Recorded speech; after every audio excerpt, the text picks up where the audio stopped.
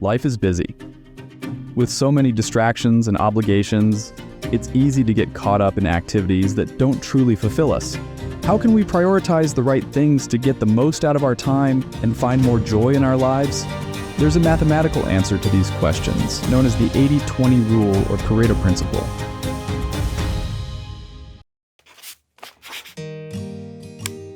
Named after the Italian economist Vilfredo Pareto, the 80-20 rule states that roughly 80% of outcomes come from 20% of causes. Pareto first observed this pattern in his garden, where 20% of plants produced 80% of healthy pea pods.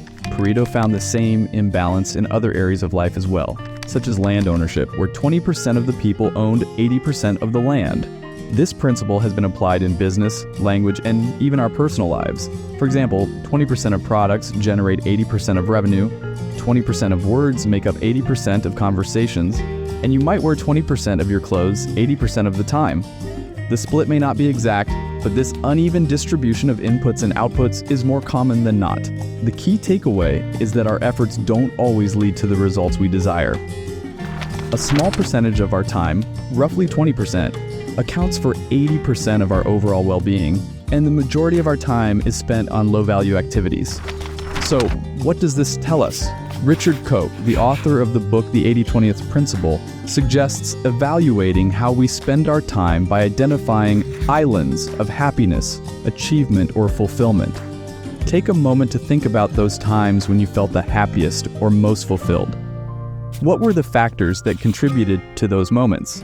They could be spending time with loved ones, engaging in meaningful work or activities, being in a particular location, or pursuing a hobby or interest you care about.